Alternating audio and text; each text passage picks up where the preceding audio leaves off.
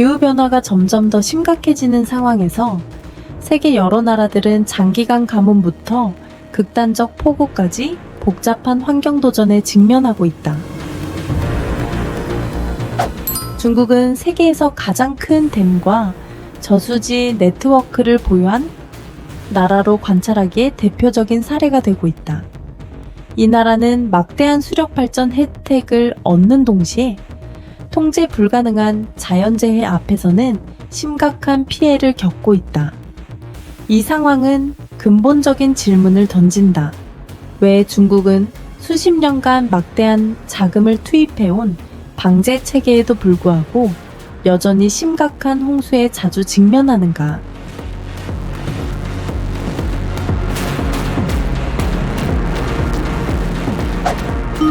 중국은 아시아 몬순 지역에 위치해 여름철에 집중적으로 쏟아지는 비의 영향을 크게 받는다. 강구량은 몇 달 동안 몰려내리며 양쯔강, 황허강 주강과 같은 대하천에서 대홍수를 일으킨다. 이들 강은 유역이 넓고 상류의 경사가 가파르며 하류에는 인구가 밀집해 있어 폭우가 내리면 수위가 빠르게 치솟아 통제를 벗어나기 쉽다.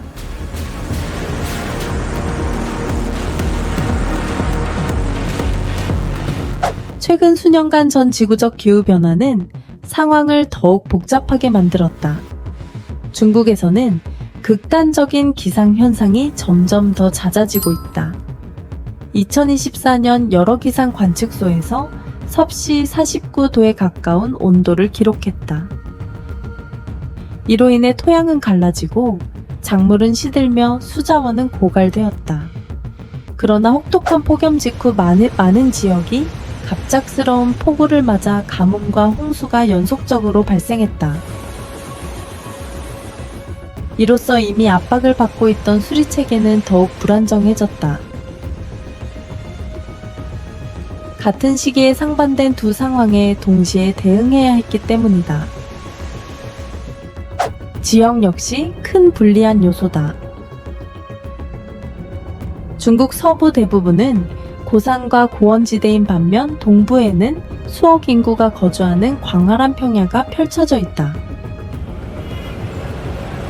고도의 차이가 크기 때문에 상류에 폭우가 내리면 산에서 평야로 물이 급속히 흘러내려 홍수와 범람을 초래한다.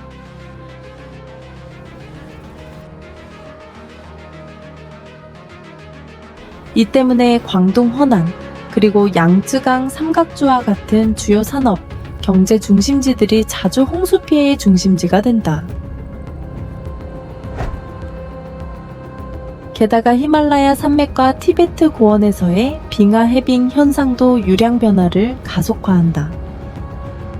지구 평균 기온이 상승하면서 빙하가 더 빨리 녹아 대하천으로 유입되는 물의 양이 급격히 증가해 댐과 저수지 시스템에 큰 압력을 준다.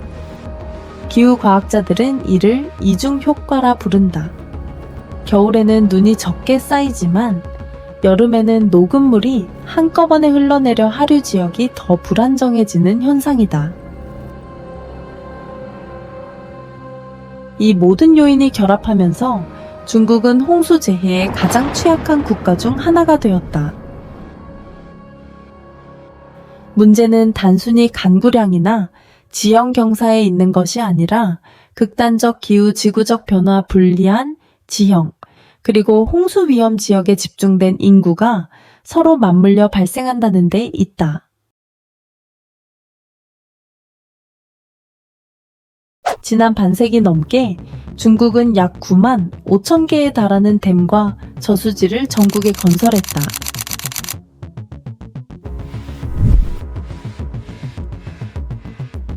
그중 대표적인 것이 양쯔강의 삼엽댐으로 한때 수자원 관리 능력과 청정에너지 개발 야망을 상징하는 기술적 기적이라 불렸다.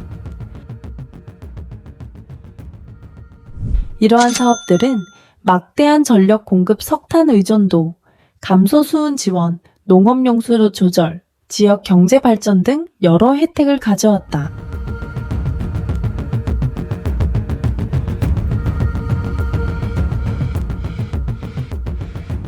그러나 2025년 중국 수리부가 발표한 자료에 따르면 저수지의 홍수 조절 용량은 불과 5년 만에 80%나 줄어들었다.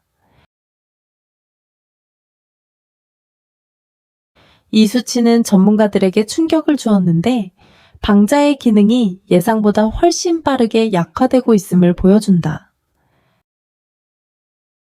중요한 원인 중 하나는 관리 목표의 변화다. 많은 저수지가 더 이상 홍수 조절을 최우선으로 하지 않고 발전량 극대화 양식업 관광 개발에 맞춰 운영되고 있다.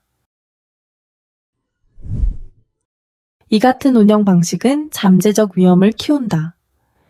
수리학의 기본 원칙에 따르면 장마철 이전에는 저수지 수위를 낮춰 홍수를 흡수할 여유 공간을 확보해야 한다.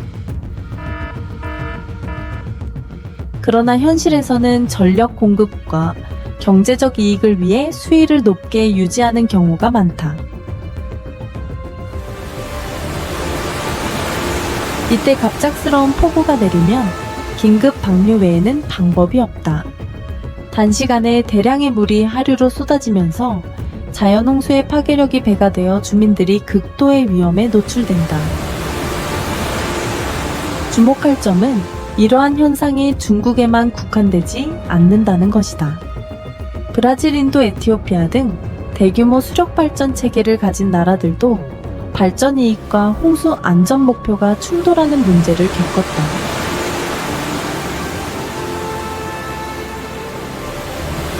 차이점은 중국의 댐 규모가 압도적으로 크고 하류 인구 밀도가 매우 높다는 점이다.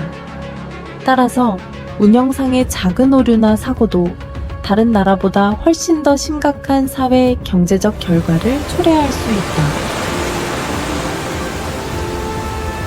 종합적으로 볼 때 중국의 수력 발전 시스템은 진정한 양날의 검이라 할 수 있다. 경제, 사회 발전에 거대한 이익을 가져오지만 관리가 투명하지 않거나 홍수 방제 목표가 경시된다면 심각한 위험을 안고 있다. 바로 이 때문에 매년 장마철이 다가올 때마다 중국의 댐 운영과 홍수 위험 문제는 지역사회와 국제사회 모두의 주목을 받는다.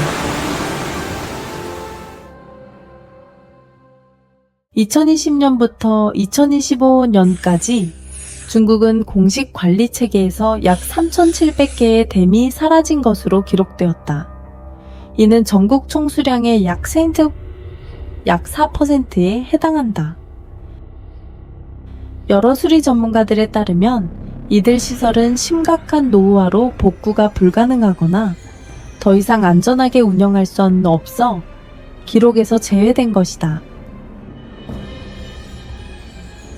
이 수치는 한때 국가 수자원 안보의 기반으로 여겨졌던 수력 발전과 저수지 시스템이 얼마나 빠른 속도로 쇠퇴하고 있는지를 보여준다. 장기적인 역사 속에서 본다면 상황은 더욱 눈에 띄게 드러난다. 1952년부터 2021년까지 중국은 33,000건이 넘는 댐 붕괴 사고를 기록했다.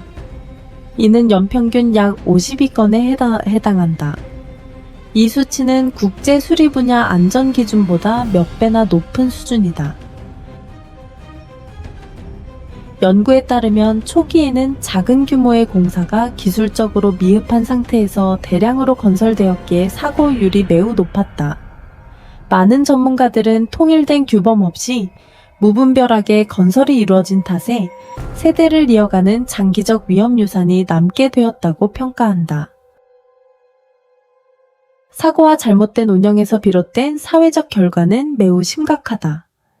최근에 대홍수 동안 베이징, 산둥, 광둥, 랴오닝과 같은 주요 성과 도시들이 큰 피해를 입었다.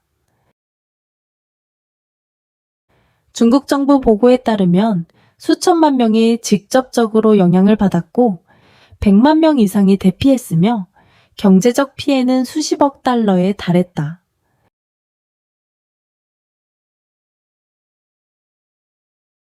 공식 통계 외에도 생산 차질, 공급망 붕괴, 사회적 심리 충격과 같은 간접 피해는 훨씬 더 클 수 있다는 점이 관찰자들에 의해 지적된다. 이러한 수치들은 명백한 현실을 드러낸다.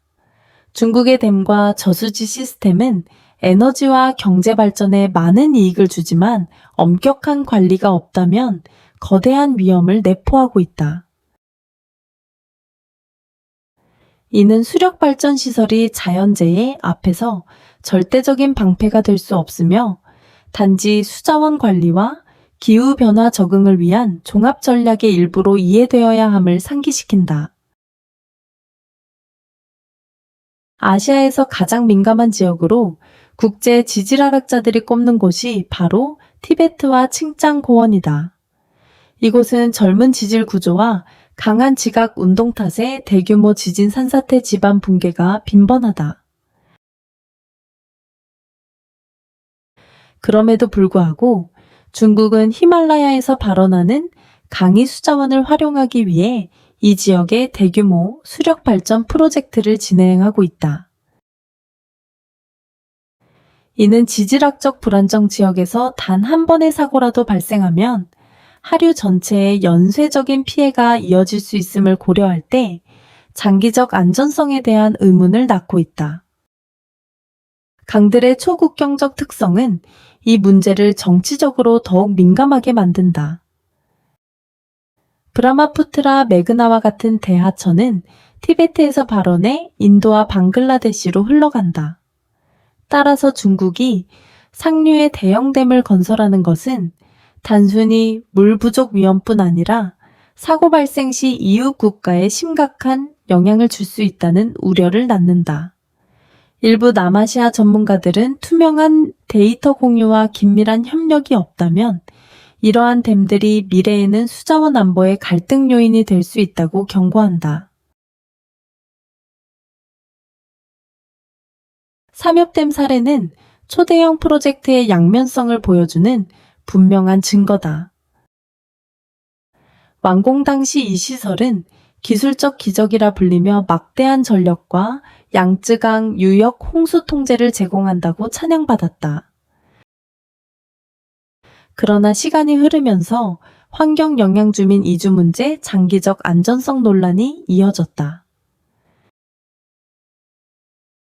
일부 서방 관찰자들은 삼엽댐이 에너지 상징인 동시에 거대한 인공 구조물만으로 자연을 통제하려는 접근 방식의 한계를 보여주는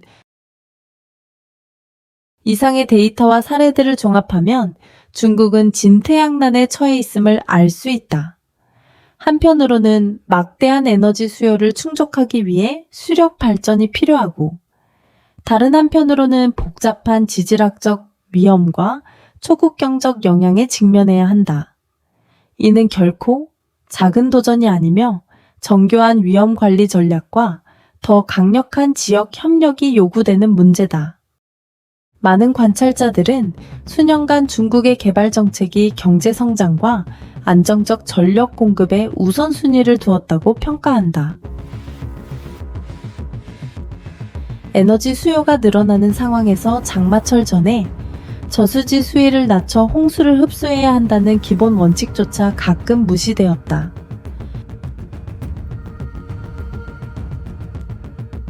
이는 단기 경제 이익과 장기적 재해 안전 사이에 아슬아슬한 균형을 만들었다. 또 다른 문제는 수력 발전 관리의 투명성 수준이다. 사고 노후와 저수지 운영 방식과 관련된 많은 보고서가 널리 공개되지 않았다. 이로 인해 과학계와 국제사회의 독립적인 감시가 어려워졌고 과거의 잘못에서 교훈을 얻는 능력도 제한되었다. 일부 전문가들은 수문학 데이터와 실시간 운영 정보를 공유하는 것이 안전성을 높일 뿐만 아니라 같은 강을 공유하는 이웃 국가들과의 신뢰를 쌓는 데에도 도움이 된다고 강조한다. 사회적 차원에서 홍수는 단순한 자연현상이 아니라 국가의 수자원 관리 능력을 드러내는 시험대이다. 수천만 명이 집을 잃거나 생산이 중단되거나 식량 부족 위험에 직면할 때 홍수 문제는 관리 체계에 대한 거대한 시험이 된다. 정책 연구자들에 따르면 이는 이중 과제다. 전 지구적 기후변화에 적응하는 동시에 국내 관리 체계를 개선해 수억 명 하류 주민들의 장기적 안전을 확보해야 한다는 것이다.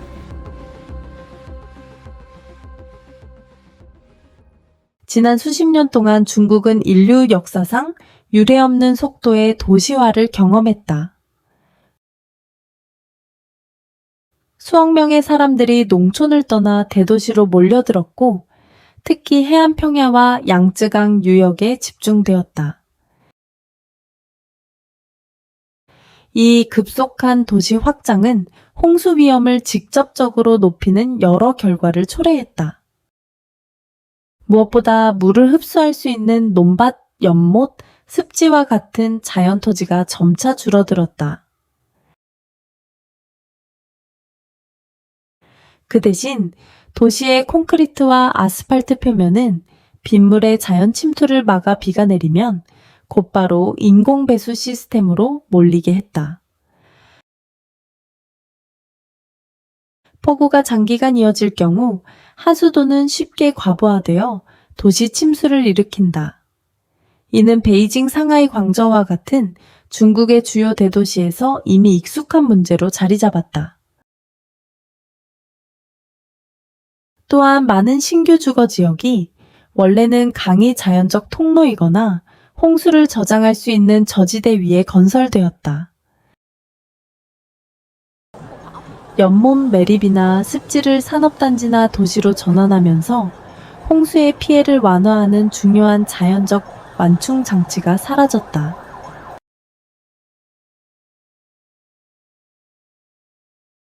환경 전문가들은 이를 도시화 홍수 효과라 부르며 경제개발이 재해 예방 계획과 결합되지 못한 결과라고 지적한다.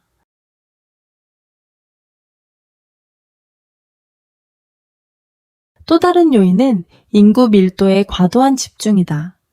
양쯔강 평야나 주강 삼각주에는 수억 명의 사람들이 홍수 위험이 높은 지역에 모여 산다.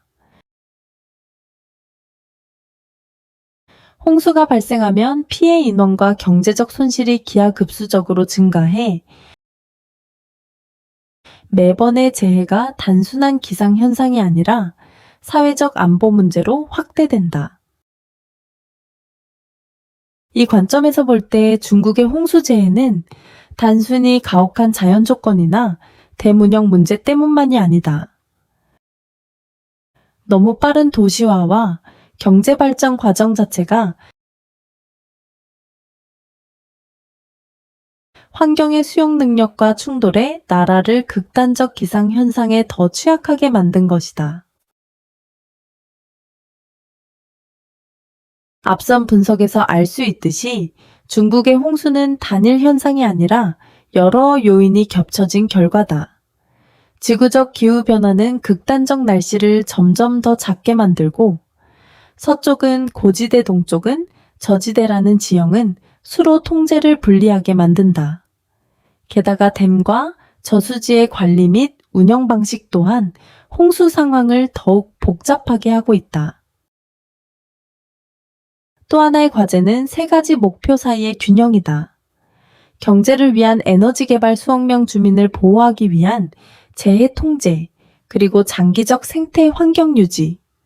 이것은 단순한 기술 문제가 아니라 관리와 정책의 문제이기도 하다. 중국이 이 세 가지 요소를 어떻게 조화시킬지는 국내 안보뿐만 아니라 히말라야에서 발원하는 강을 함께 공유하는 아시아 전체에도 영향을 미칠 수 있다. 또 하나의 과제는 세 가지 목표 사이의 균형이다. 경제를 위한 에너지 개발 수억 명 주민을 보호하기 위한 재해 통제, 그리고 장기적 생태 환경 유지. 이것은 단순한 기술 문제가 아니라 관리와 정책의 문제이기도 하다. 중국이 이 세 가지 요소를 어떻게 조화시킬지는 국내 안보뿐만 아니라 히말라야에서 발원하는 강을 함께 공유하는 아시아 전체에도 영향을 미칠 수 있다.